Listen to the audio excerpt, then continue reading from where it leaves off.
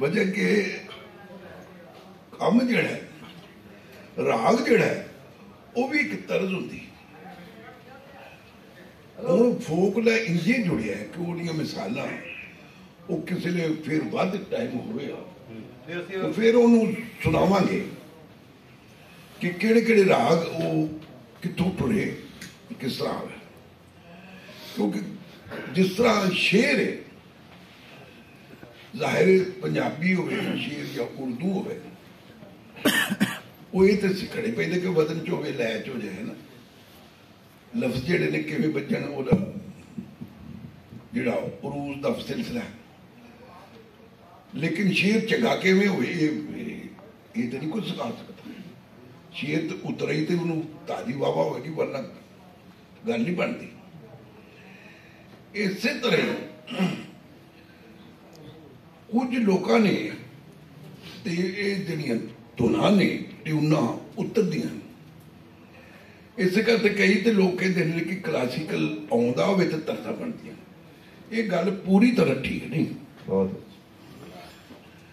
क्योंकि साढ़े को बड़ी तरसा बनाने वाले लोग साढ़े को ही रहे मास्टर अब्दुल्ला मास्टर इनायत तुफैल फरूकी साहब मास्टर अब्दुल्ला खास तौर पर वो कहते ही राग मैनू नसणो वो मैं इन्हां राग दे विच जा वड़ां क्योंकि राग जिहड़ा वो एक फिक्स ट्यून होंदी है जदों भी गाओ वो शेड कोई फर्क हो सकते हैं वो तुसीं लम्मा कर सकते हो पलटे अस्थाई अंतरे राग दे जिहड़े अस्थाई अंतर है वो एक चूंकि राग दे विच सुरां दी एक खास कैफियत है सुरां दे एक दर्जे ने कि किवें किवें सुर लाना है वो सुरां दे लगाओ नाल ही राग बदल जाते हैं जाहिर जिहड़ा अस्थाई अंतरा बनेगा वो फिक्स होएगा ते जिहड़ियां तरज़ां लोग कई बारी कहंदे ने फलाणे राग च वो पूरी तरह राग दे विच नहीं हुंदी कई बारी अगर एक तरज बन गई वो राग दी तो दूजी तरज अगर उहदे नाल बिल्कुल मिलती नहीं तो फिर समझो वो राग नहीं कुछ फर्क की गल राग ना मिलने का मतलब ये भी क्यों मिले तो कुछ तरजा इस तरह दी सन जिवें साडा राग मेघ वैसले क्योंकि नाल वो फिर तैयारी करानी पैंदी ना वो फिर किसले रखो भी वो किस तरह का फूक सी तो किस तरह बन गया और मिसाल के तौर पर माए नहीं मैं किनू आखा है ना वो जो गाने वाले सराम दली बेला उन्होंने खुद कोई इनू पींपला सी कि नहीं सी बनाया राग पींपला सी ये पूरे का पूरा पींपला सी इसे तरह ही कुछ जड़ियां धुनां सन वो बनिया पैरवी साडा राग है वो जो वो बन गई तो एक्सपर्ट लोगों ने वेख्या अच्छा यह सुर ने तो उन्होंने नाम रख दिते कुछ रागां दे नाम शहरों के नाम से रख दिते जौनपुरी साडा एक बड़ा मशहूर राग है आशा इन्होंने बड़ा पसंद है तो चंगा होंदा है तुहानू जौनपुरी भी सुना है ना ते वो है ना तो वो जौनपुर एक शहर है सुल्तान सिंह शर्की सी पुत्र बादशाह ਉਹਦਾ नाम जौनपुरी रख दिता इवें भोपाल हिंदुस्तान च शहर है ਉਹਦੇ ਨਾਂ ਤੇ भोपाल टोड़ी तो भोपाली भी बन गए इसे तरह ही वो तर्जा बनदियां रही जिवें हनीफ साहब ने दस्सिया कजरी चैती एक धुना बनदियां सन कई बार तो 2-3-4 राग कट्ठे करके ही बन जाती कई बार इको राग निकले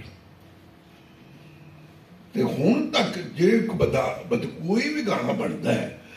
अगर वो किसी नाल नहीं मिलता तो समझो एक नवा राग है लेकिन हर काम की एक रिसर्च खोज खोजन तो बाद उन्होंने नाम देना चाहिए क्योंकि हुण तक जिहड़े एनालिस्ट ने साडे कोल डॉक्यूमेंटेशन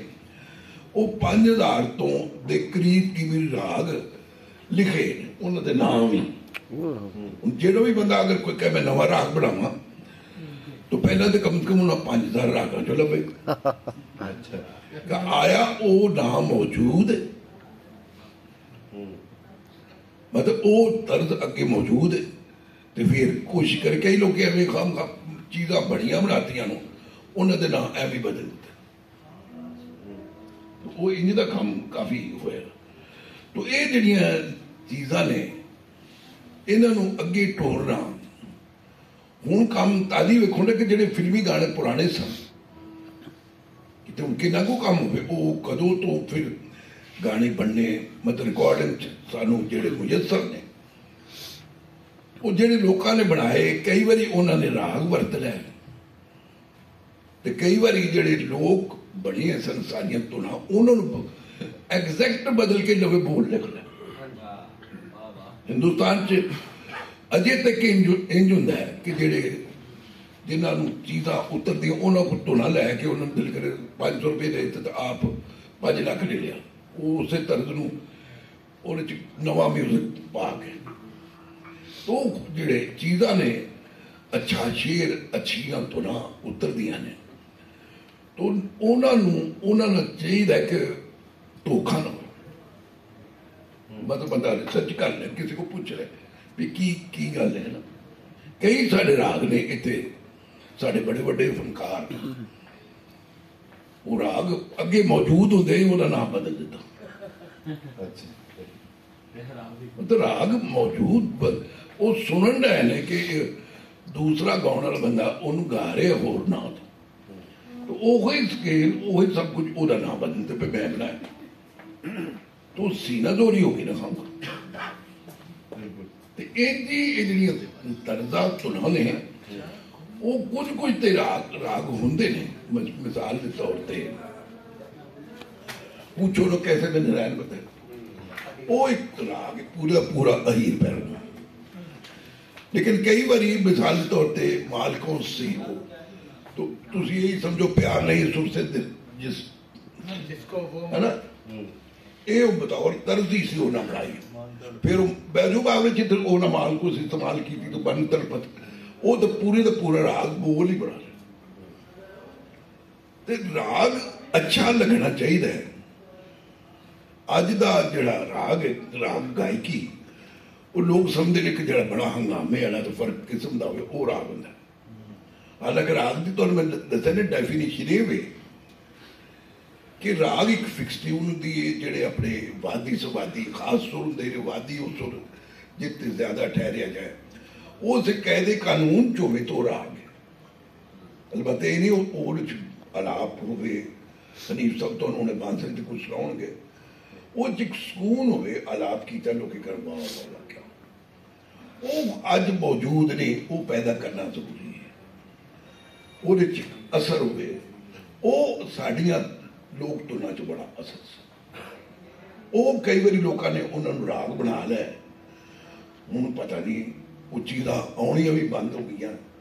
लोग धुना हूँ अगों मुद्दत तो सुनिया ही नहीं कि जड़ियाँ उतरदियां सन लोगों ने उन्होंने वो भी उन्होंने ना ही नहीं लगते ना। भारत साहब ये कत्ता क्लाइम ये थोड़ा जिहा दसो कि ये फोक तो किहड़ा भी के ख्याल पूरा उतरदा इस तरह एक जिहड़ी धुन बंदा कोई गुनगुनांदा है ਉਹਦਾ उसूल कायदा कोई नहीं वो जिहड़ी चीज़ उतरदी एक्सपर्ट बंदा वेंदा है ये आना जाना ए 7 सुरां च 5 च 6 च क्योंकि 7 तो वध सुर नहीं होंगे 5 तो घट वो स्केल नहीं होंदा उन्होंने सुरां च जो आ रहा होंदा उन्होंने बाजे च या अपने जहन ना नोटेशन ना उन्होंने कायम कर दिता जाता तो आपस मिलना तद राग है। अगर राग की ट्यून आपस मिलेगी तो राग होएगा वरना वो राग के करीब होएगी तो उन्होंने चीज़ों को खोजना कि नवियां चीज़ां क्यों नहीं उतरदियां पता नहीं ये तो कुदरत का निज़ाम है ना मौसीकी च ना वो कहना तो नहीं चले सारे शायर बैठे मैं भी थोड़ा बहुत शायर हूँ वो शेर भी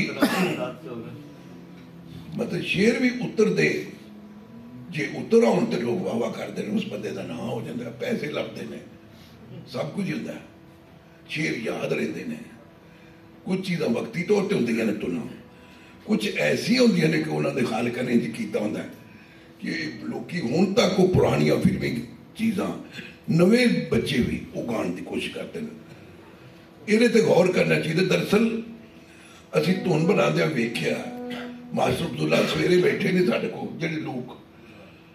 9 बजे बैठे शाम हो गई तर्ज बनाई जा रहे एक गीत की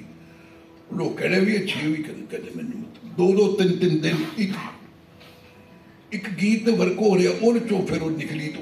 कई चीज़ा यहो जिया एक गाना मेरे ख्याल शब्द में याद होना है वगदी नदी का पानी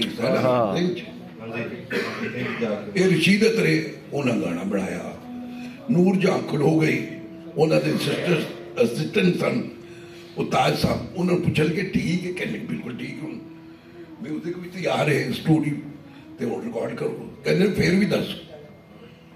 उन्हें 2-3-4 भी पूछ के बंदे अंदर भी अगर बंदा मुनसिफ मिजाज होवे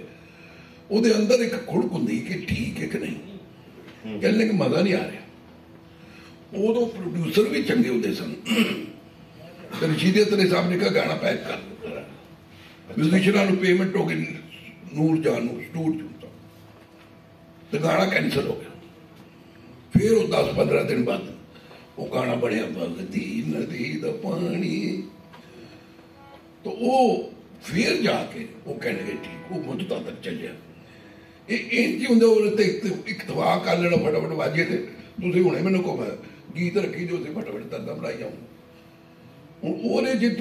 मेहनत करने च मैं खुद वेख्या कि साढ़े दोस्त प्रोड्यूसर ने शायर नू लाहौर का शायर तो होटल च कमरा लै दिता तो गीत लिखन लैन हफ्ते बाद आए शायर अंदरों बाहर कर प्रोड्यूसर डायरैक्टर म्यूजिक डायरैक्टर तो एक गीत दे दिल करे 50-60-100 अंतरे लिखे ने कट के 3 रख लै एक गीत की नहीं मेहनत होंगी तो इस तरह ही उन्होंने चीज़ों खोजना पहले तो लोग जोड़ा संगीत है तो फैल लिया उन्होंने बड़ा कुछ लोग वर्षा वास्ते इकट्ठा किया हूँ लोग कोशिश नहीं करते कि तो ये भी घट ना राग दी ना ठुमरी दी ना कजरी दी पता ही नहीं कजरी की होंगी तो ठुमरी की होंगी वो तो थोड़ा गा के उन्होंने सुनाया जाए किसी वेले कि यह ठुमरी है कजरी आपस रल गई है नहीं रली राग का तो पता लग ही जो शोर हंगामा हो वो राग होंगे वो छेती पता लगता अलबत्ता गजल अपनी जगह हूँ क्यों गजल है वो एडी लंबी महंगी संदी गजल तो शेर ही गाने ने गा दो जरूरी तो नहीं अलाप शुरू करो बहुत लंबा गा दो लेकिन वो क्यों इस तरह हो गया है सारा एक किसी लिए कोई सेशन हो गए लोग जरा ज्यादा हो तो फिर मतलब कुछ लोग इन्हों को अपने लोगों को गवाइए तो फिर जाके वो पता लगे गलबात ये तो हो सकता है कि कुछ राग ने जिन्हें 2 या 3 दर्दा बन सकती है वरना और तो हटना ही पैदा है ना वरना लोगों को अच्छा नहीं लगेगा कई बार फिर उन्हें खूबसूरत कर लिए कदा सुर फालतू लाना पैदा कुछ अव्वल तक सुर नहीं लाना पैदा वो मेरे हिसाब से गाना जड़ा वाजे नहीं बनते कि वाजे ने बड़ा काम करा वाजा वजा तरज मिल गई पुराने लोग सन उन्होंने तरजा उतर दिया तो कई बार वाजा भी नहीं समझ आते खाने खुर्शीदों में नहीं तो तो वाजा वो तरजा उतर दिया सन उन्होंने कुछ राग के करीब है कई बार राग तो थोड़ा बाहर ही तो तरजा कम हो गई हूँ असं वाजा जी कुछ बनी जाए जो को उन्हें वाजा फड़ के मिसरिया इधर उधर करी जाऊंगा तो फिर तद क्रिएटिव लोग सन मास्टर रायत भी छेती नहीं तुम करते मैं एक बार मास्टर रायत बन कहने तो मैंने लेना भट्टी ने उतर मास्टर छेती बना दे उतर और जी किसी होर को बनवा लो सातों नहीं छेती वाला काम हालांकि पैसे की भी लोड़ तो उन्हें तो मेहनत करनी विचों लंबना उस फोक चो पिछे तो फोक ही फोक थोड़े को उन्हें फोकिया जिन्हें जिला पता ही नहीं तो चीज़ा उतर दिया हो तो फिर ही अच्छा फोक बनता है फोक शेर बन जाता है इन्हें रब इश्क कमा बैठा है बदले एकदम से सारी दुनिया ने पा बैठे तो देखो ना क्या वधिया गल है तो उनकी पता कि नहीं तो ये चीज़ा ने कि अच्छी होवे अगों तो तुसी फिर घाटा वाधा कर लो उन्हें शेरों का उन्होंने तरजा का गीत बना लो जो मर्जी राग बना लो थैंक यू सर जी ख्वाजा साहब बहुत अल्लाह